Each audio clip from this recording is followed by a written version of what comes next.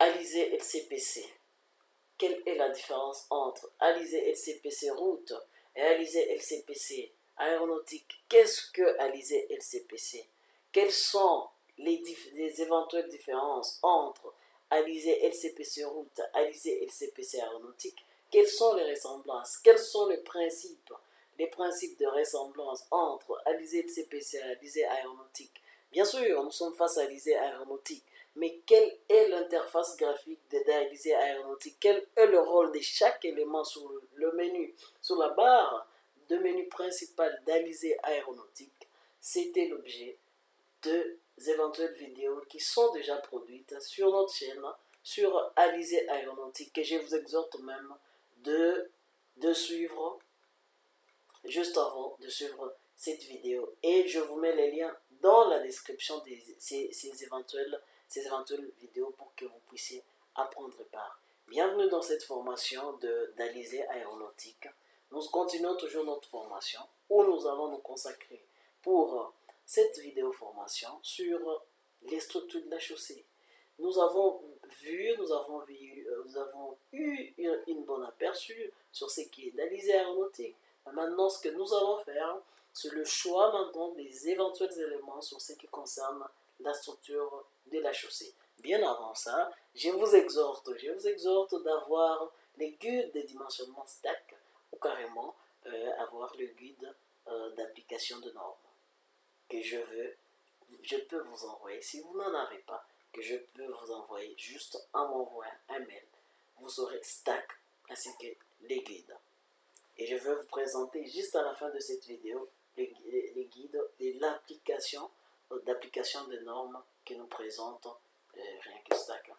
Alors, pour la journée d'aujourd'hui, pour la vidéo formation d'aujourd'hui, nous sommes là sur les structures de la chaussée. Nous allons voir comment on peut charger le modèle. Bel et bien, on en a parlé en allant juste dans fichier et puis donner de la structure et puis choix du modèle. On est là, donner de la structure, choix de modèle. On a essayé de parler en long et en large sur ces éléments, sur ces 4 éléments qui constituent cette partie de notre barre de menu principal fichier.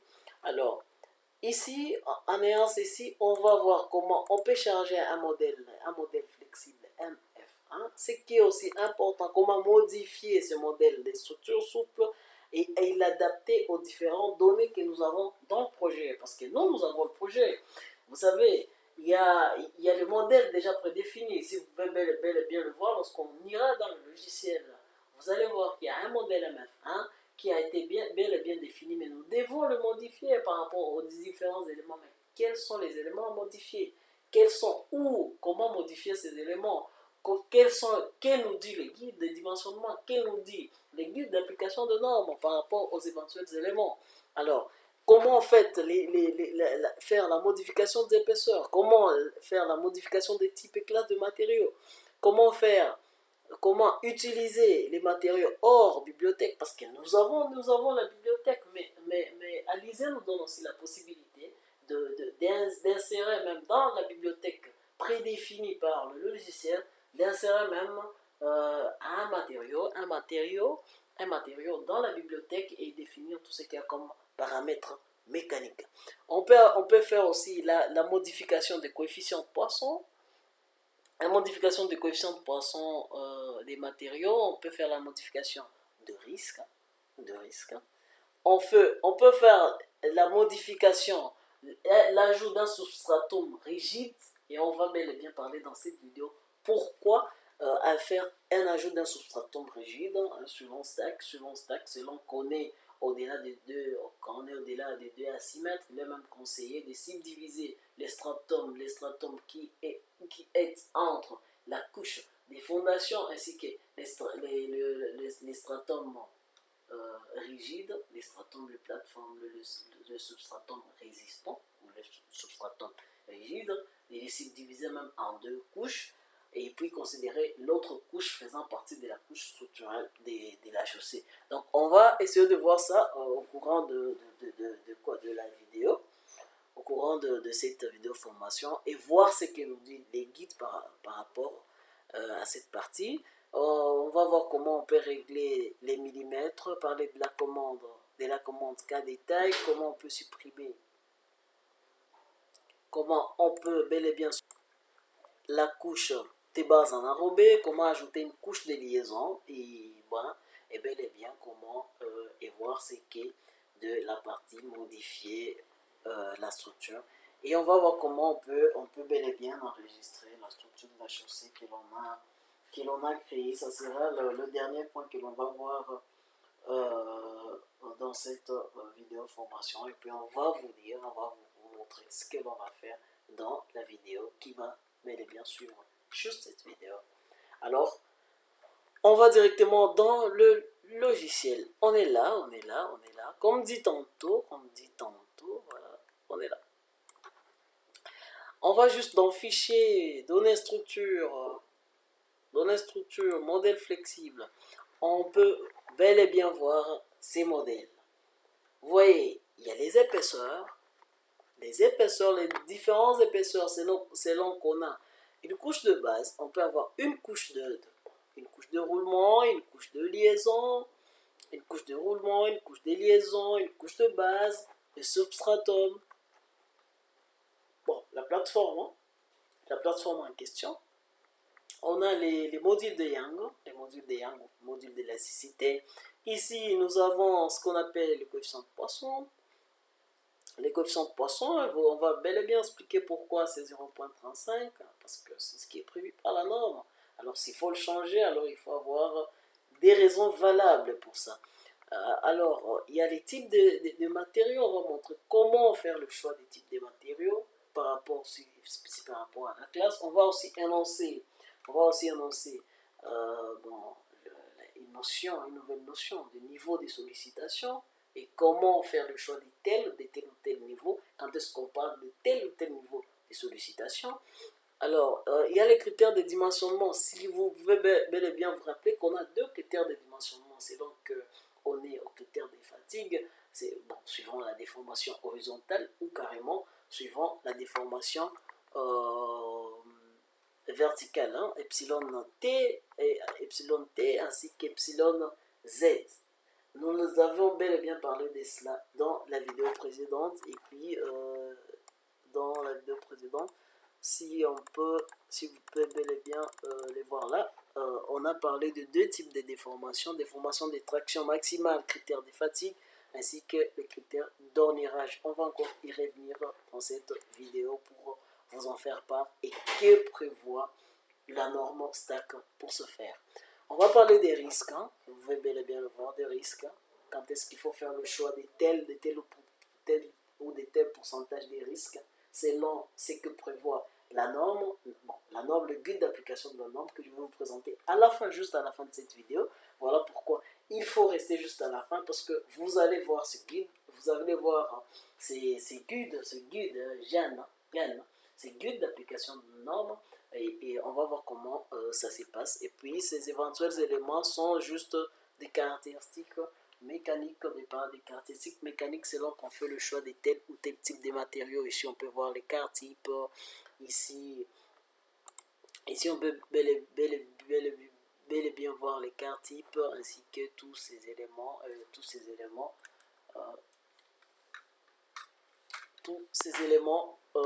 tenant compte des types de matériaux que l'on choisit. Alors, sans plus tarder, on va commencer par le premier point qui est la modification de l'épaisseur. Voilà, je pense la modification de l'épaisseur. La modification de l'épaisseur. Je pense, non, chargement de la structure. Comment charger donc ce qui est sûr dès le départ, il n'y a aucun type d'avion qui a été choisi, il n'y a aucune structure qui n'a été chargée lorsqu'on lance le logiciel en question. Alors, tous les éléments qui sont donnés là-bas, ce sont des éléments juste donnés, je peux dire juste donnés par défaut, mais qui peuvent être modifiés selon la norme. Alors, et puis, qui est inchangé. Essayons de voir un tout petit peu de ce qui est inchangé ici, ce qui est des critères de dimensionnement. On a bel et bien dit que c'est suivant stack, hein, c'est suivant stack, on a parlé de ça ici, mais voyons un peu stack, hein. Essayons de voir stack, voilà pourquoi j'aime stack. Hein. Essayons de voir ce que prévoit stack pour ce qui est de ces critères-là, de dimensionnement, de ces critères de dimensionnement. Essayons de voir un tout petit peu.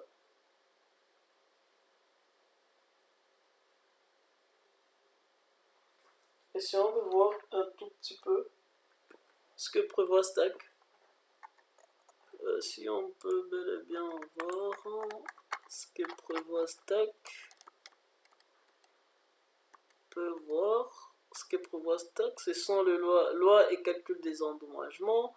On a deux types d'endommagement par fatigue pour les matériaux bitumineux conduisant à la fissuration progressive du matériau. Les calculs s'appuient alors sur les valeurs de déformation horizontale qui est epsilon t calculées à la base de la couche inférieure de matériaux bitumineux. Il y a une deuxième loi par déformation permanente d'origine élastoplastique pour les matériaux granulaires non liés. Le calcul s'appuie sur les valeurs des déformations verticales calculées au sommet de plateforme. En pratique, aucun calcul n'est effectué au sommet des couches de fondation. Et ce sont les deux lois. Donc, ça, c'est la loi de fatigue ici, ainsi que la loi d'orniérage. Ce sont ces deux lois que l'on utilise souvent dans dans ces cas de figure de dimensionnement. Mais il faut aussi comprendre que il y a des paramètres de dimensionnement que l'on peut bel et bien voir dans ce guide. On peut bel et bien voir dans ce guide. Il y a des éventuels paramètres des dimensionnements que l'on peut bel et bien voir dans ce guide. Il y a des paramètres de dimensionnement que l'on peut voir dans ce guide. À partir d'où je peux voir, à partir d'ici, il y a des coefficients K de la loi de fatigue pour les cas des matériaux. Il y a donc, vous pouvez bel et bien lire et vous imprégner de cela sur ce point du guide. On donne un certain nombre de paramètres. Mais ne vous en faites pas, ces paramètres sont pris en compte par rapport au choix des matériaux et puis c'est déjà incorporé dans le logiciel. Donc si on fait seulement le choix des matériaux, il vient avec tout ce qui est comme paramètres mécaniques. Alors, s'il faut modifier le modèle de structure souple pour l'adapter à notre projet, quels sont les éléments à modifier? Voilà pourquoi on a mis même sur ce deuxième point ici. Modifier le modèle de structure souple. Mais quels sont les éléments à modifier? On a dit que le premier élément que l'on va modifier, ça sera la modification des épaisseurs. Le deuxième élément que l'on va modifier, ça sera les modules et coefficients de Poisson. Le troisième élément que l'on va modifier, ça sera les types de matériaux. Le quatrième élément qu'on va modifier, les coefficients de risque. Alors, on va faire aussi l'utilisation, hein. Ne vous en faites pas, l'utilisation de matériaux hors bibliothèque. Alors, pour ce qui est de modification des épaisseurs, on peut bel et bien le voir. Ici. Pour modifier l'épaisseur, il suffit seulement de cliquer là-bas. Et si vous voulez supprimer l'épaisseur, si vous allez jusqu'à 0, quand vous arrivez, non, 0.2, ça c'est juste la couche la couche de roulement. On dit qu'il ne peut pas aller au-delà de 2 cm. Ici, ça c'est une couche de liaison. Alors si on descend là, voilà, on va voir suppression de la couche de base. Non, pas une couche de liaison, mais une couche de base. Hein? Et puis tous ces éléments, en 5%, qu'est-ce que la couche de base? Je suppose que si vous êtes tombé sur cette vidéo, c'est qu'il y a une certaine notion de nomenclature de routière. Dans les cas contraires, dans le guide, dans ce guide, il y a un glossaire. Glossaire. Il y a le glossaire. Bon, je pense glossaire. Il y a le glossaire. Je pense il y a le glossaire. Voyons dans le... Voyons là. Ok, on est là. Glossaire 109. Donc, si on va sur 109, il y a le glossaire où nous avons la définition, les éventuelles définitions, tiroir, voie de circulation, couche de base, couche de roulement, couche de liaison, c'est quoi? Donc, il y a toutes les éventuelles définitions. Il faut vous en imprégner et puis, comme ça, vous aurez une vue d'ensemble de tout ce qu'il y aura comme termes techniques qu'on aura employé dans cette vidéo formation ou au courant même de cette session de formation sur réalisé aéronautique. Alors, vous pouvez bel et bien le voir, on nous propose ici s'il faut supprimer. Si vous dites oui, automatiquement on supprime. Vous voyez? Donc, alors, ici les épaisseurs, comment sont choisies maintenant les épaisseurs et que nous propose la norme pour le choix des épaisseurs? Parce que, ne vous en faites pas, le choix des épaisseurs ne sont pas choisis au hasard. La norme nous propose quelque chose là-dessus.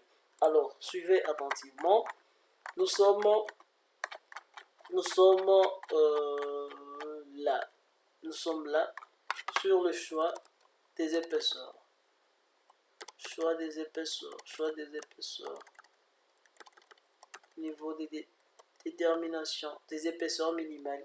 La détermination des épaisseurs minimales. Soit on va dans le guide d'application de la norme de la page 14 de la page 17, soit on va dans le guide des techniques des dimensionnements, dans le guide technique des dimensionnements, les stacks, à la page 64. Donc si je vais à la page 64, non, ça c'est les guides. Si je vais ici, je suis là, juste là, à la page 64. Si je suis à la page, si je suis juste à la page 64, vous allez vous rendre compte que j'ai la possibilité de faire le choix des éventuelles épaisseurs par rapport au type des matériaux. J'ai le choix de faire, faire le choix des éventuelles épaisseurs comme prescrit ici. Voilà pourquoi je vous exhorte d'avoir un stack. Stack, c'est celui qu'on utilise, c'est celui que vraiment on va utiliser pour cette session de formation. Celui qu'on va utiliser, c'est vraiment indispensable pour cette formation. Prière dès l'avoir, ou carrément écrivez-moi un mail, puis je vous envoie carrément stack. Et à la fin de cette vidéo, je vais vous proposer aussi le guide d'application de normes. Alors, pour le choix, il faut vraiment tenir compte de ces éléments, de ces éventuels éléments pour faire le choix des épaisseurs. Pour faire le choix des épaisseurs de la chaussée. Pour la mise en œuvre. Alors, la classe ainsi que les types je pense c'est la classe, le choix des types de matériaux et la classe. Comment modifier les types de matériaux? Ainsi que la classe. Alors on est là. Pour juste modifier, si par exemple nous voulons modifier la couche les bitumes, les bétons bituminés, la couche de roulement, il suffit seulement de faire un double clic. Là-bas, on fait juste un double clic là-dessus, et puis voilà, on voit les éventuels types de matériaux que l'on propose, et chaque type vient avec tout ce qu'il y a comme caractéristiques, tout ce qu'il y a comme paramètres mécaniques. Chaque type, on nous montre, chaque matériau, on nous montre des types chaque type de matériaux, ainsi que les paramètres, et les paramètres mécaniques. Tout est prévu dans la norme NFP 98 086. Alors, le choix des types de matériaux. Le choix des types de matériaux, donc on peut le voir pour ce qui est de la couche, de la première couche là, pour ce qui est de la couche de base, pour ce qui est de jante, ce n'est rien d'autre que grave N, qui est non traité, grave non traité. Donc tout ce qu'il y a comme abréviation ici, c'est dans le guide. Tout ce qu'il y a comme abréviation, vous pouvez trouver ça dans le guide. En tout cas, c'est clair dans les guides. Tout ce qu'il y a comme abréviation. Attends, je vais voir ici. Voilà.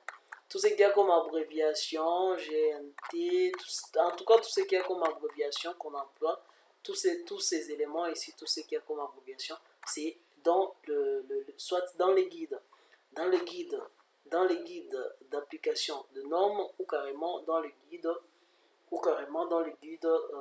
techniques, dans les guides techniques de dimensionnement. Alors, on rentre là, donc la modification des types, et puis chaque type vient directement avec les éventuelles caractéristiques mécaniques. Alors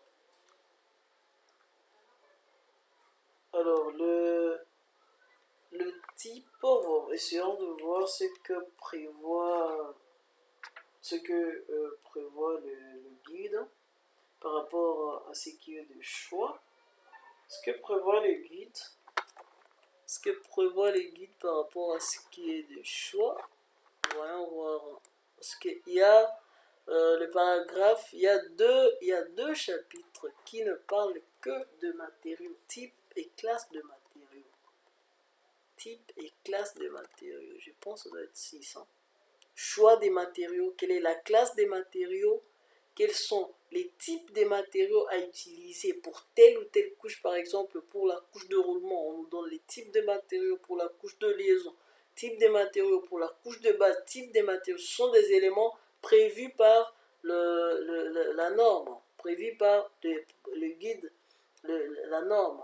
Donc, on nous donne ces éléments. Ces éléments sont très, très capitaux parce que c'est sur base de la norme que l'on travaille. On sait bien se comprendre sur base d'une norme. Et si la norme il a été appliquée, c'est parce que ça a été empirique et puis il y a eu plusieurs raisons qui ont fait que cela s'efface. C'est pour cette raison qu'il est vivement recommandé d'utiliser la norme pour tel ou tel choix. Alors, ce que je dois ajouter là-dessus, c'est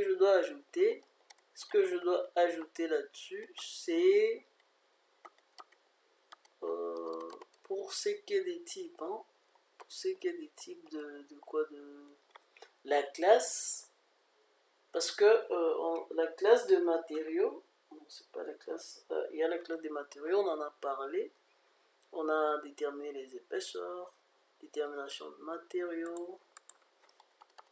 Pour ce qui est détermination de matériaux, on est à la page 55.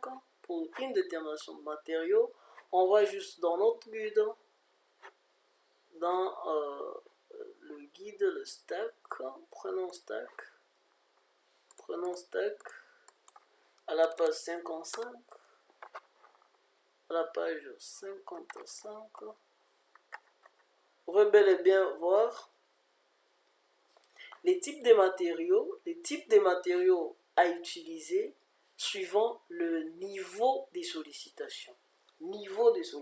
C'est une notion qu'on a dit, on va essayer de parler de ça parce que c'est vraiment capital. C'est vraiment capital quand il faut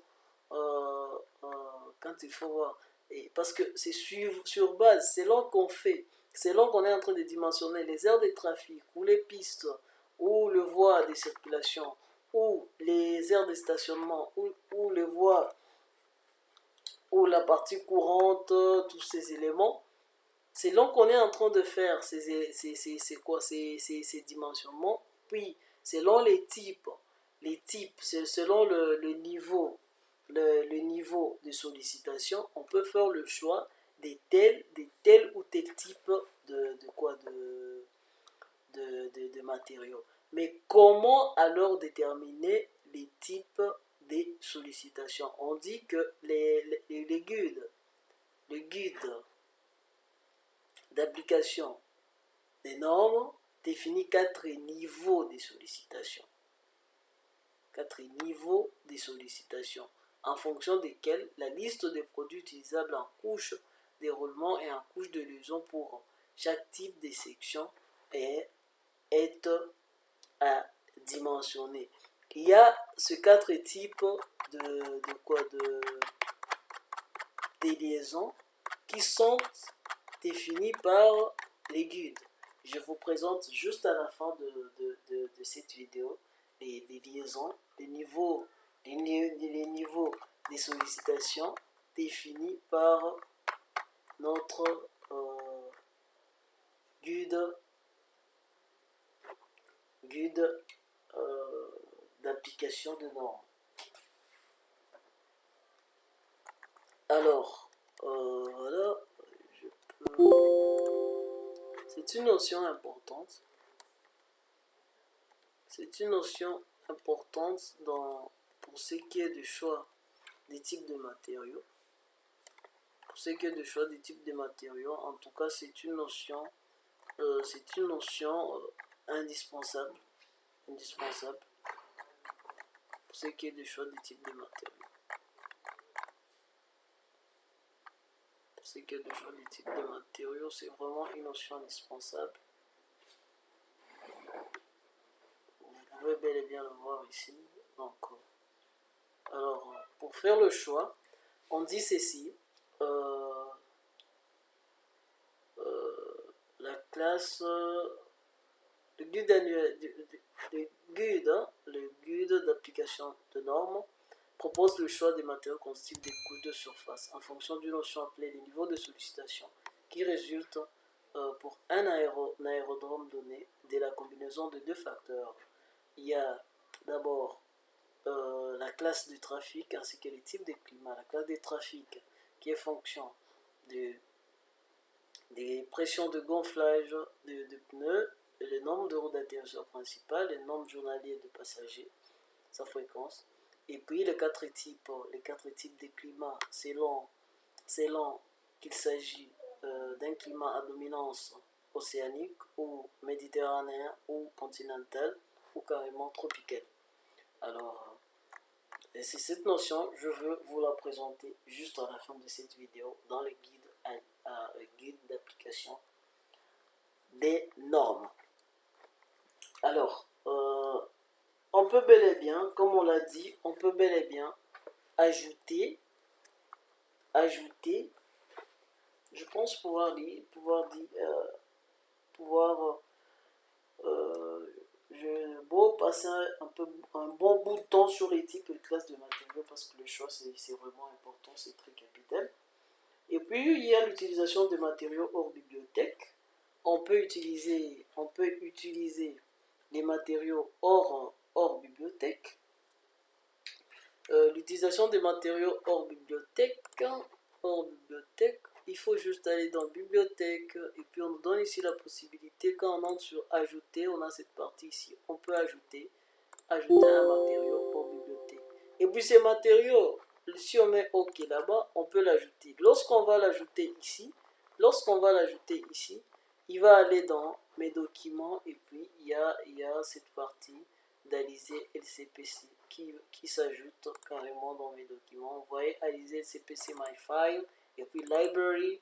Library, vous allez retrouver les matériaux que vous avez ajoutés juste ici. Alors, ça c'est l'utilisation, on peut bel et bien l'utiliser.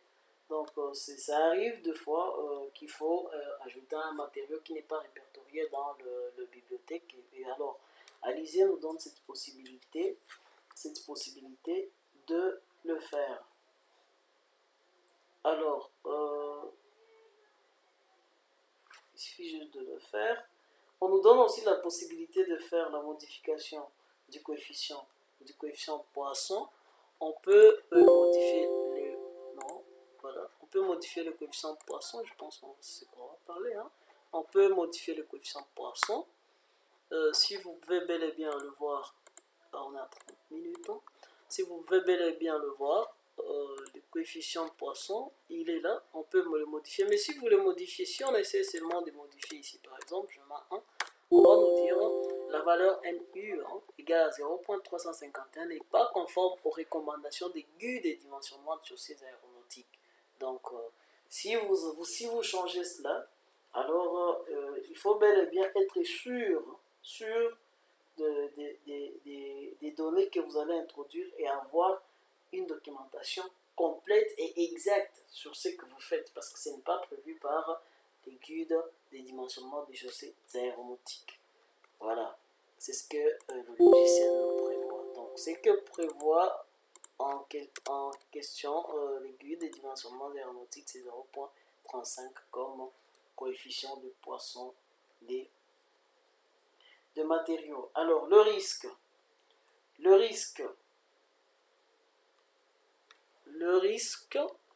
ici est fonction des types est fonction des classes de trafic. Hein.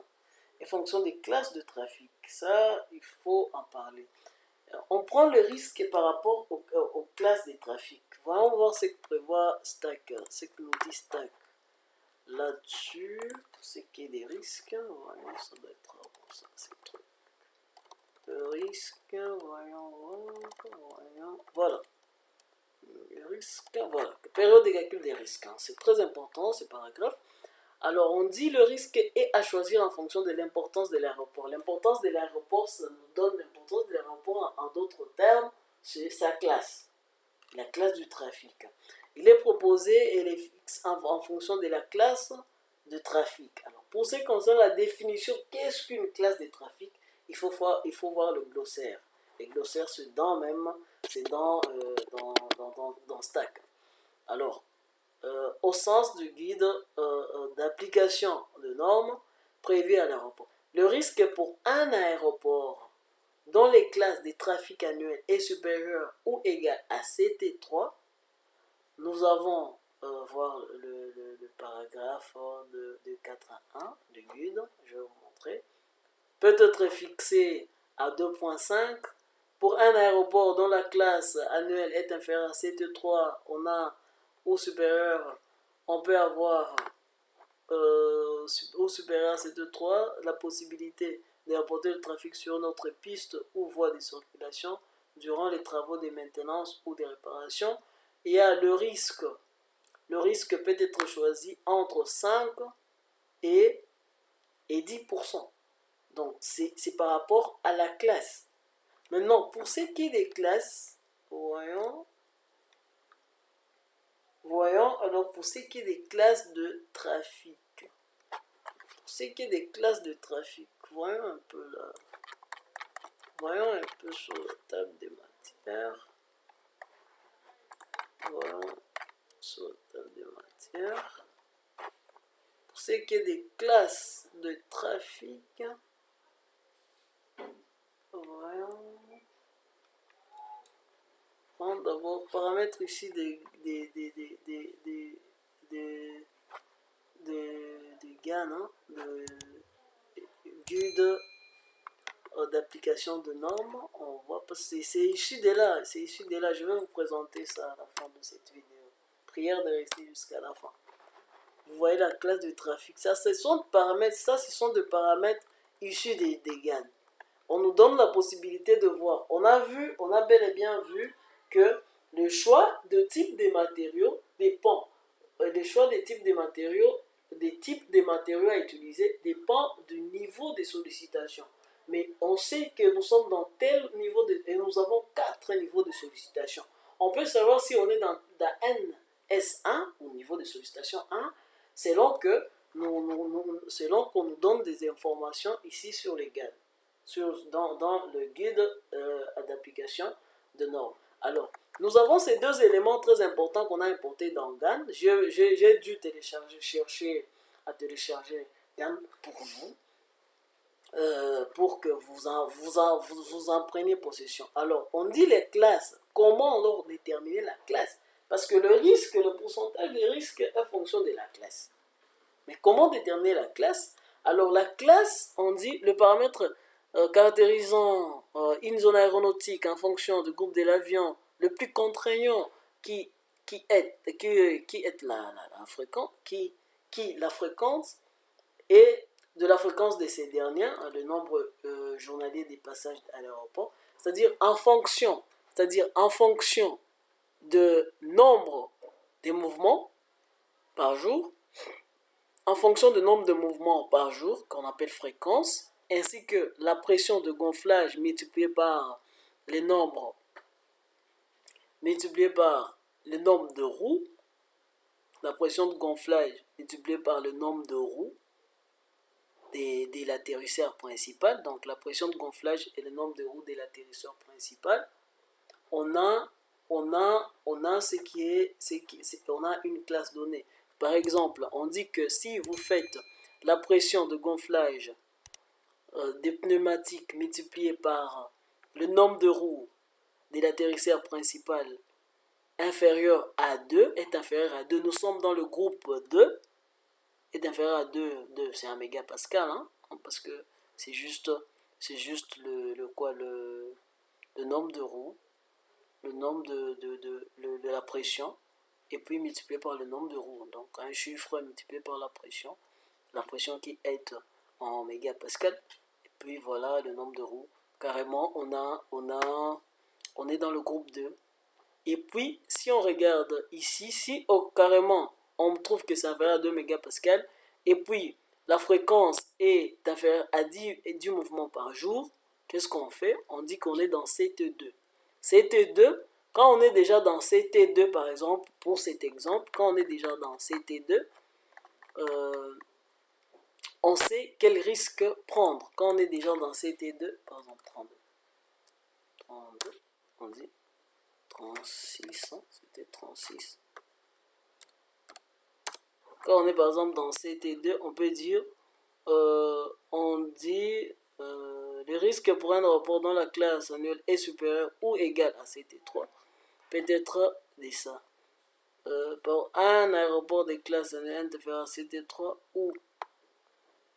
ou supérieur à CT3, mais avec une possibilité de reporter, ça, le risque peut être choisi entre 5 et 10%. Donc entre 5 et 10%, comme c'est inférieur ou égal. Alors, c'est inférieur à CT3, donc on est là-bas.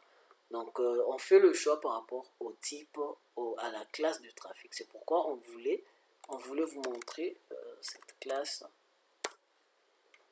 comment faire le choix des classes. Alors, pour ce qui est des types de matériaux, on a dit c'est en fonction les niveaux de sollicitation. Donc, le paramètre caractérisant les degrés de sollicitation d'une zone aéronautique en fonction du type de climat et de la classe du trafic, en fonction du type de climat et de la classe du trafic, c'est ça. Donc, connaissant déjà le nombre de mouvements, connaissant la pression de gonflage ainsi que le nombre de roues, nous déterminons la classe.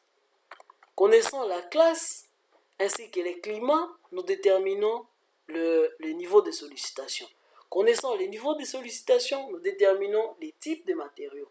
Connaissant les types de matériaux, nous déterminons les épaisseurs. Donc c'est de cette même façon que l'on va faire quand on va faire une application. Donc c'est ça la séquence des éléments. On connaît la fréquence, on connaît la pression de gonflage, on connaît le nombre de roues, on détermine la classe. Connaissant la classe, on détermine le niveau de sollicitation. Connaissant les niveaux de sollicitation, on détermine les types de matériaux. Connaissant les types de matériaux, on détermine l'épaisseur. Connaissant tous ces éléments-là, on peut avoir carrément les paramètres mécaniques de tous les éléments. Alors, comment ajouter un substratum rigide et pourquoi ajouter un substratum rigide? On a essayé d'expliquer au début de la vidéo et puis on vous a promis qu'on peut essayer de voir ce que nous donne pourquoi ajouter On a dit si c'est entre 2 et 6, il faut carrément ajouter ou considérer une couche comme étant divisée en deux couches, et puis la couche qui vient juste après la couche de fondation fait partie de la couche structurelle de la chaussée, la structure de la chaussée. Alors on peut voir ce que nous dit la norme ici, stack. Lorsqu'un substratum rigide se situe à une profondeur comprise entre 2 et 6 mètres, on devra tenir compte de sa présence dans le modèle de calcul en subdivisant le massif support en deux couches. L'une est l'épaisseur finie HB et l'autre représentant le stratum et d'épaisseur infinie comme défini au paragraphe 2.4. Le substratum est ici défini comme un horizon pouvant être considéré comme indéformable par rapport à la rigidité du sol qu'il supporte. Une étude spécifique est nécessaire lorsque le substratum est situé à une profondeur inférieure ou égale à 2 mètres. Alors, comment alors ajouter alors ça? Ce qu'on fait seulement ici, c'est juste double-cliquer. On double-clique là. Et puis on dit, le substratum rigide peut être ajouté à la structure de la chaussée actuelle. Confirmez s'il vous plaît ces demandes ou annulez. Si je mets OK carrément, on a le substratum qui est ajouté. Et puis on peut bel et bien voir les types de matériaux qui lui est accordé. Et voilà, et tout et tout le bazar. Voilà. Et puis l'épaisseur, tout. Voilà comment on peut faire l'ajout et pourquoi faire l'ajout d'un substratum rigide. On peut,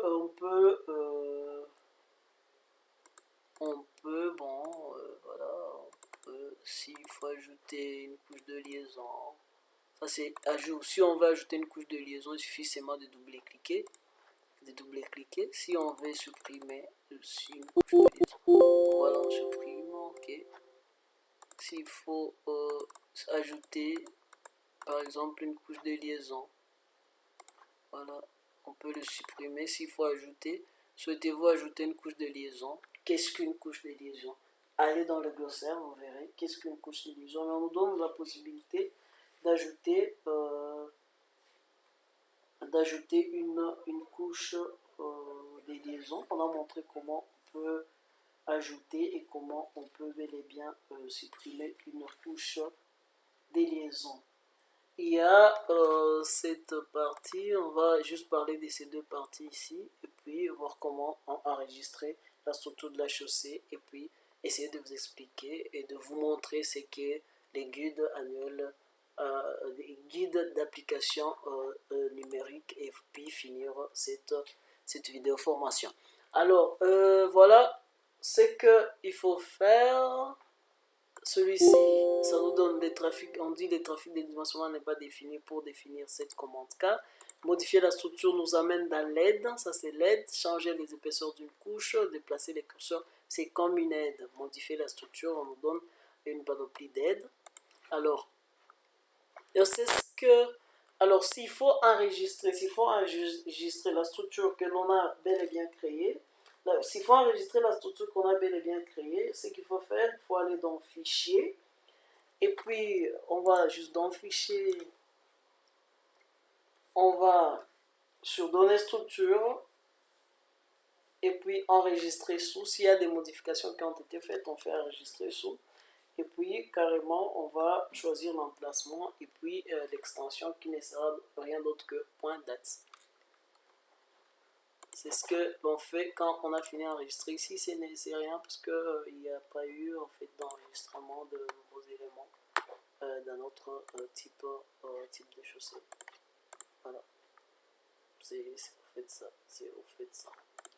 Alors je peux fermer, je vais dans le guidon, je vais ici. Je vous présente guidon, le guide, si vous en voulez, je peux vous en donner, ne vous en faites pas, ça, je suis là pour vous. Je suis là pour vous, en tout cas, le guidon, c'est les guides d'application de normes dont j'étais en train de parler. Comment choisir un produit, comment choisir un produit, les éventuelles abréviations, tout ce qu'on a comme abréviation dans Stack, tout ce qu'on a comme abréviation Dans Alizé, il y en a ici. On nous donne les produits, les différents produits, les épaisseurs par rapport aux dénominations, les épaisseurs par rapport au type de matériaux, comment faire, faire le choix des types de matériaux, comment faire le choix des types de matériaux. On est là, comment faire le choix des quoi de vous voyez ce qu'on a importé, comment trouver la classe du trafic, il est là-bas, comment déterminer les niveaux de sollicitation selon la classe, comment déterminer les produits suivant les niveaux de sollicitation, donc et puis comment à partir de là pouvoir déterminer les types, vous voyez les types, connaissance des types ici, suivant aussi les niveaux de sollicitation. On peut bel et bien déterminer les épaisseurs de couches, et puis voilà, et continuer.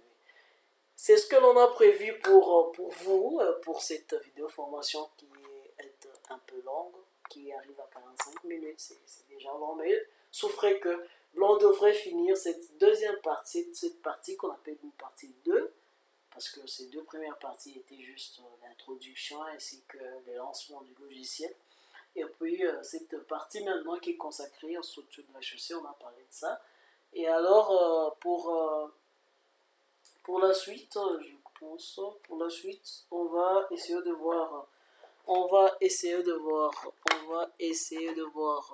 nous prévoyons comment on peut faire les configurations générales d'Alizé, comment on peut faire, on va parler du trafic, la définition du trafic avion, on va parler de la configuration générale Alizé, on va faire la définition du trafic.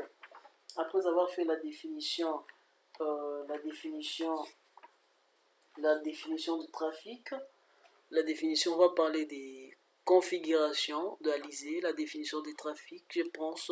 On va aussi parler des autres données, comment faire usage de ces éléments afin de répondre aux besoins que nous avons de dimensionnement de chaussées aéronautiques sur base d'Alizé, à partant d'Alizé, LCPC aéronautique. Alors je vous invite à continuer la formation sur notre chaîne et abonnez-vous si c'est la première fois, abonnez-vous et activez toujours la clochette pour des éventuelles vidéos qui sont en train de venir sur les logiciels d'ingénieurs. Ce n'est pas seulement Alizé, il y a d'autres logiciels d'ingénieurs et bonne suite des programmes sur notre chaîne.